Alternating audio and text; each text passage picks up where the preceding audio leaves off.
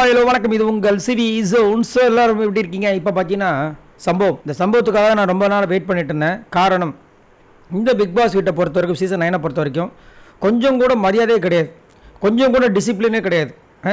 ஆனால் இந்த பேட் வேர்ட்ஸில் ஒரு சில சீசன்ஸில் வந்து ஹையாக இருக்கும், இது அந்த மாதிரி இல்லை. பட் செய்கை லாங்குவேஜ், நீங்கள் செய்கை லாங்குவேஜ் பண்ணுறதுக்கு எதுக்கு நீங்கள் பிக் பாஸ் வீட்டு வரீங்க? போய் வீட்லேயே இருக்கலாமே. நேற்று எஃப்ஜே சொன்னார், தூங்கி எழுந்திரிச்சு சாப்பிட்டு இங்கேயே தூங்குறதுக்கு, அதுக்கு நீங்கள் வீட்லேயே அந்த வேலையை செய்யலாமே. அந்த மாதிரி தான் நம்மளுக்கு தோணுது. ஏன்னா இந்த பிக் பாஸ் வீட்டில் இவங்க பண்ணுற விஷயங்கள் எல்லாமே நோட் பண்ணப்படுது. சுற்றி கேமராஸ் 24 hours இருக்குது. அதனால் கூட வந்து மைக்கும் கொடுத்துருக்காங்க. இவங்க அதில் வந்து குசு குசுன்னு பேசக்கூடாதுன்னு சொல்லிட்டு தான் உள்ளே போகிறாங்க. ஆனால் உள்ளே போயிட்டு அஜோ அவங்க ஆட்டம் இருக்குது பாருங்க. சரி, யாருமே சொல்லலைன்னா பரவாயில்ல. எத்தனை வாட்டி பிக் பாஸ் சொல்லுவார்? சொல்லினாவா இருப்பார். இன்றைக்கி பார்த்தீங்கன்னா அவ்வளோ தூரம் சொல்லியும் செய்கை லாங்குவேஜில் யார் கேப்டனோ அரோரா மேடமோ வேறு யாரும் இந்த இதை வந்து அதிகப்படியாக பண்ணுறதில்ல. இவங்க 2 பேரும் மட்டும்தான்.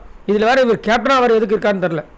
நான் ஆல்ரெடி அதனால தான் சொன்னேன், இவருக்கு பேர் கேப்டன் கிடையாது, வாட்ச்மேன். இப்போ லிவிங் ஏரியாவுக்கு வர சொல்லிட்டாரு பிக் பாஸ். அதில் கூட பார்த்தீங்கன்னா பார்வதி, திவாகர், சுபிக்ஷா, ரம்யா, வியானா இவங்க தான் வந்து அவர் சொன்னவொடனே வந்து உக்காந்துட்டாங்க. வேறு என்ன இருக்குது அங்கே?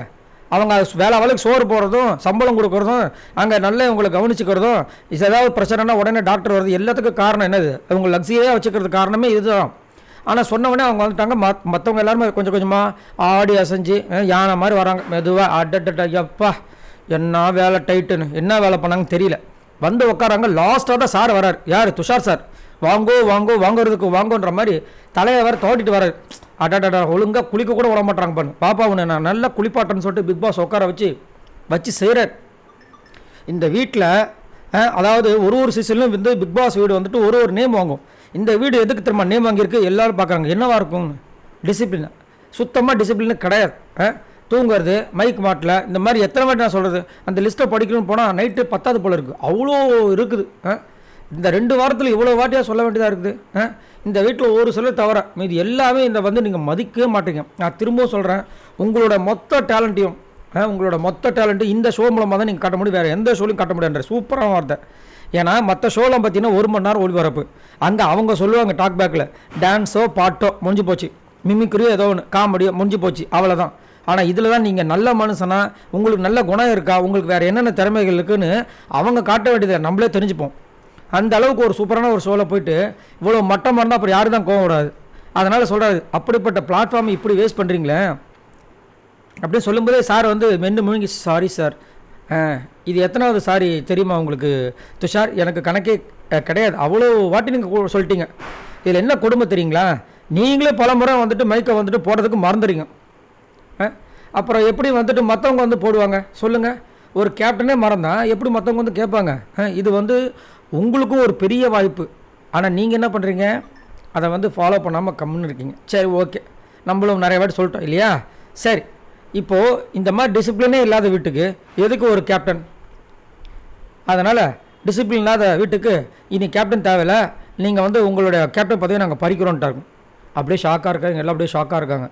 அதுக்கப்புறமா இன்னொன்று வருது. என்னது? இந்த கேப்டன் பதவியை பறிக்கிறேன், இனிமேல் நீங்கள் வந்து பிக் பாஸ் வீட்டில் ஒரு சக போட்டியாளர், அவ்வளோதான். உங்களுக்கு லக்ஸரியாக தனியாக ஒரு ரூம் கொடுத்த பார்த்தீங்களா, அதை தயவு செஞ்சு காலி பண்ணிட்டு கிளம்புங்க, அதை விட்டு வெளியே போயிடுங்க அப்படின்ற மாதிரி வச்சு செஞ்சு விட்டாப்புல. இவர் அப்படியே வந்துட்டு எல்லாம் முடிஞ்சதுக்கப்புறமா இதில் இன்னொரு வேட்டு வச்சிட்டார். இந்த வாரம் வந்துட்டு கேப்டன் பதவிக்கு டாஸ்க் நடக்கும்ல, அதில் உங்களால் பங்கேற்க முடியாதுன்ட்டார். போச்சா எல்லாம் அன்றாட வேலையை பார்த்துட்டு கிளம்பு அப்படின்னோடனே இவர் அப்படியே தலையை திரும்ப துவட்டிட்டு, அந்த மண்டையில் என்ன தான் இருக்குன்னு தெரில, அந்த முடியை துவட்டிட்டு அப்படியே போகிறாரு. செவுத்தை பார்க்குறாரு. இதே முதலே செஞ்சுருந்தேன்னா நீங்கள் அரோரா பார்த்தோன்னா எவ்வளோ பிரச்சனை. ஸ்ட்ரெயிட்டாக போய்ட்டு அந்த அலுவலகத்துக்குன்னு ஒரு பிரத்யேகமாக ஒரு அறையை ரெடி பண்ணியிருக்காங்க பாருங்க, அங்கே போய்ட்டு உள்ளே போயிட்டார். அவள் தான் முடிஞ்சு போச்சு ஜோலி. என்னத்தான் சொல்ல, நம்ம சொல்லிக்கிட்டே இருக்கோம் துஷார் அவரோட எவ்வளோ பெரிய வாய்ப்பு. இப்போ துஷார்ன்றது யாருக்குமே தெரியுமா? தெரியவே தெரியாது. அது இந்த பிக் பாஸ் வீட்டுக்குள்ள அவர் வந்ததுனால தான் நம்மளுக்கு தெரிய ஆரம்பிச்சது. துஷார்னு ஒருத்தர் இருக்கான், இப்போ நல்லா அழகாக இருக்கான், நல்லா டான்ஸ் பண்ணுறான், சூப்பராக பேசுகிறான், அப்போ வாய்ஸ் நல்லா இருக்குது இப்படின்னு பேசுகிறோம். இல்லைனா ஒரு யாரோ ஒருத்தர் ரோட்டில் போகிற ஒரு ஆள், அவ்வளோதான். நல்ல ஒரு வாய்ப்பை வந்து கெடுத்துக்கிட்டாப்புல. சரி, நீங்கள் உங்களோட கருத்தை சொல்லுங்கள். பிக் பாஸ் இந்த அளவுக்கு எமோஷ்னல் ஆகி ஒருத்தரோட பதவியை பறிக்கப்பட்ட அளவுக்கு இந்த மாதிரி நான் பார்த்ததில்லை. உங்களோட கருத்துக்களை சொல்லுங்கள். பாய் நண்பர்கள்.